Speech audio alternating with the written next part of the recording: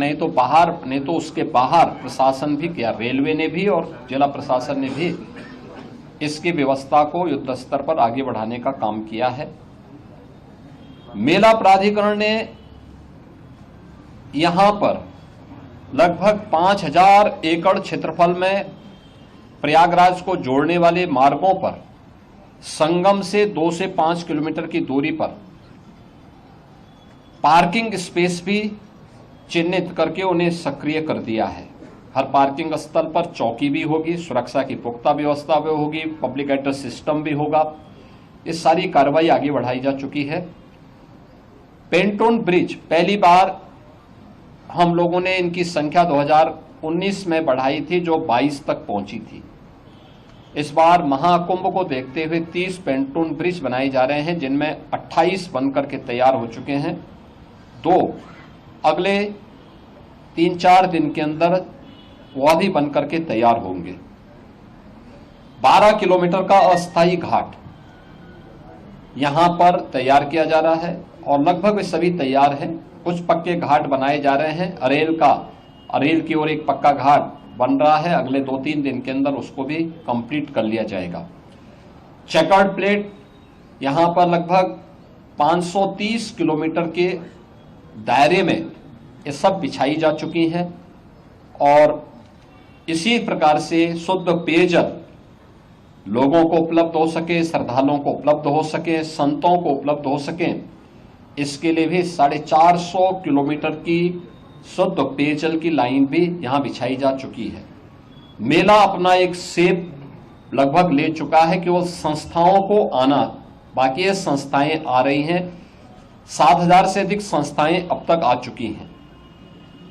1.5 लाख से अधिक टेंटेज की व्यवस्था मेला प्राधिकरण ने यहां के लिए किया है और यह कार्यक्रम युद्ध स्तर पर आगे बढ़ रहा है और लोगों में उत्साह है। देश और दुनिया प्रयागराज कुंभ में आने के लिए उत्सुक है।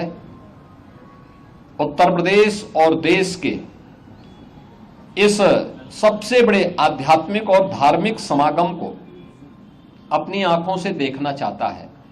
144 वर्ष के बाद महाकुंभ का यह मुहूर्त आ रहा है और इस महा समागम का साक्षी देश और दुनिया बनना चाहता है। इसके लिए हर प्रकार की व्यवस्थाएं डबल इंजन की सरकार ने, केंद्र और राज्य सरकार ने मिलकर के, यहां पे प्रशासन और पुलिस ने मिलकर के, मेला प्राधिकरण के साथ मिलकर के इन सभी कार्यक्रमों को युद्ध स्तर पर आगे बढ़ाने की तैयारी की जा रही है और जनवरी प्रथम सप्ताह तक संस्थाएं भी आ चुकी होंगी, तैयारियां पूरी हो चुकी होंगी। 13 जनवरी को पौष पूर्णिमा की पहला स्नान यहां पे संपन्न होगा। मकर संक्रांति 14 जनवरी को दूसरा स्नान यहां पे होगा, जो अमृत स्नान भी होगा, जिन्हें साई स्नान कहते थे। 29 जनवरी मौनी अमावस्या, ये मुख्य स्नान में से एक है, जिसमें सबसे ज्यादा भीड़, हमारा अनुमान है कि 6 से लेकर 8 करोड़ श्रद्धालु यहां पर उस दिन आएंगे और उस स्नान में, यहां पे अमृत स्नान में सहभागी करेंगे। यह एक बड़ा आयोजन कुंभ का होगा और एक बहुत पवित्र मुहूर्त भी होगा। 3 फरवरी बसंत पंचमी है, फिर 12 फरवरी और 26 फरवरी ये 2 अतिरिक्त स्नान फिर यहां पे होंगे। कुल 6 स्नान होने हैं। मुख्य स्नान के दिन कोई भी प्रोटोकॉल नहीं होगा। पूज्य संतों के लिए, श्रद्धालुओं के लिए यहां पे स्नान की व्यवस्था के लिए सभी लोग लगेंगे। सभी स्नान पर संतों के स्वागत के लिए, श्रद्धालुओं के अभिनंदन के लिए सरकार के स्तर पर, मेला प्राधिकरण के स्तर पर पुष्प वर्षा की व्यवस्था भी रहेगी और उसके लिए हम लोग पूरी तैयारी कर रहे हैं, क्योंकि ये दुर्लभ संजोग है। उस दुर्लभ संजोग के साक्षी बनने के लिए देश और दुनिया से जो भी श्रद्धालु आएगा उसको उस प्रकार का अवसर मिलना चाहिए।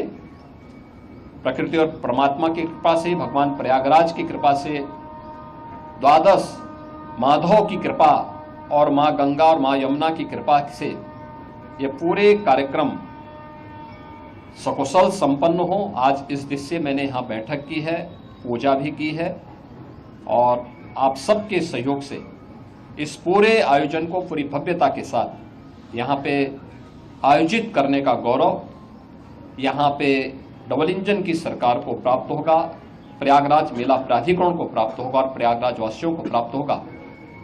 मेरी प्रयागराज वासियों से ये अपील होगी कि स्वच्छता का और आतिथ्य सेवा का जो उदाहरण प्रयागराज ने इससे पहले किया है 2019 के कुंभ में, उससे अच्छा अवसर इस बार उनके सामने आने जा रहा है और हमारा प्रयागराज तो उसके लिए वैसे भी जाना जाता है। तो आतिथ्य सेवा के साथ साथ स्वच्छता का एक उत्कृष्ट उदाहरण प्रयागराज प्रस्तुत करेगा। इस विश्वास के साथ मैं वर्ष 2025 की अपनी मंगलमय शुभकामनाएं पूरे प्रदेशवासियों को देता हूं।